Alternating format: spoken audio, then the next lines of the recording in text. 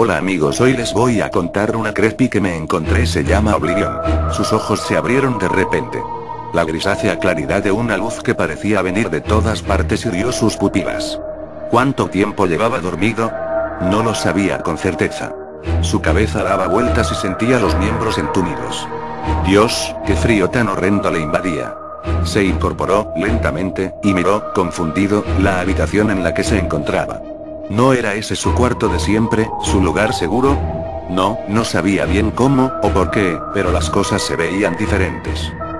Caminó lentamente hacia la puerta. La puerta. ¿Dónde estaba la puerta? El muro desnudo parecía burlarse de su desconcierto. En su lugar estaba un espejo. El mismo espejo que le vigilaba al dormir. No te mires, pensó. Hagas lo que hagas, no te mires. Casi inmediatamente, se rió nerviosamente de su temor. ¿Por qué no habría de verse en el espejo? ¿A qué podría temerle? ¿Era solo su reflejo o no? Y, sin embargo, no lograba reunir el valor de hacerlo. De alguna manera sentía que no le iba a gustar lo que vería. Todo era tan diferente. Todo lo que lo rodeaba era extraño, como si, por un segundo, casi no pudiera reconocer su propia casa. El hogar que tanto amaba. Intentó vanamente frotar sus manos para mitigar el frío terrible que le invadía. Quizá, calculó, mientras se acercaba con pasos vacilantes hacia el gran espejo ovalado que semejaba las fauces de alguna bestia descomunal. No. Se escuchó gritarse a sí mismo. El sonido feroz, casi gutural de su propia voz lo sobresaltó, segundos antes de escuchar el estruendo. ¿Qué había sido eso? Sintió como lentamente el terror profundo a lo desconocido lo invadía en oleadas frías, paralizándolo. Ahí estaba de nuevo.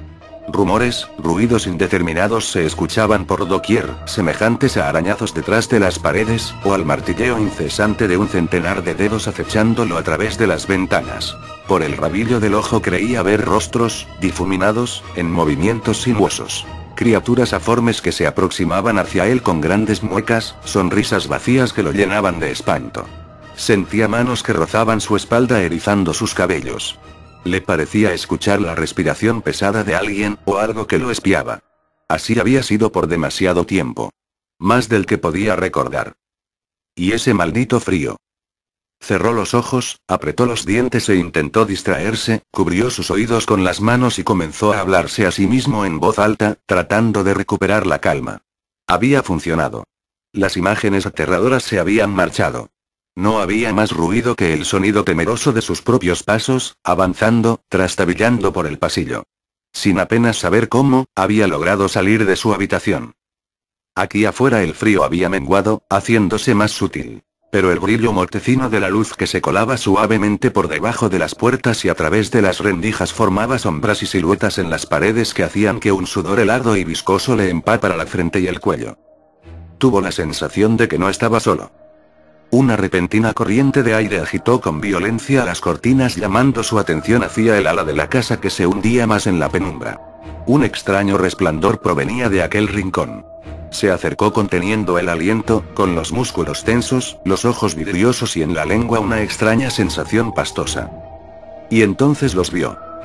Los seres que le habían estado atormentando desde hace tanto tiempo, esos demonios, esas criaturas de sus pesadillas, causantes de aquel frío abismal que le calaba hasta los huesos, estaban reunidas frente a él, haciendo un corro alrededor de una mesa, entonando a una sola voz, con monotonía, esas odiosas palabras que le habían robado el sueño.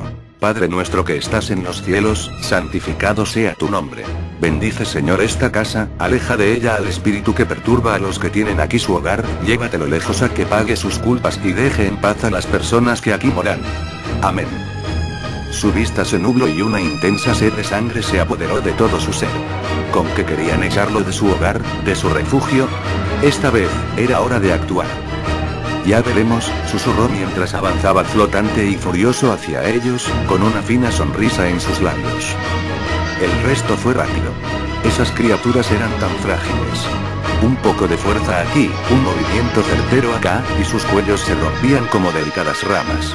Algunos, la mayoría, solo gritaron, otros intentaron huir, los demás no tuvieron tiempo ni siquiera de intentarlo. Sencillamente eran demasiado torpes para entender lo que estaba pasando. Un montón de cuerpos apilados eran los mudos testigos de la masacre. Ah, qué bien se estaba. ¡Cuánta tranquilidad!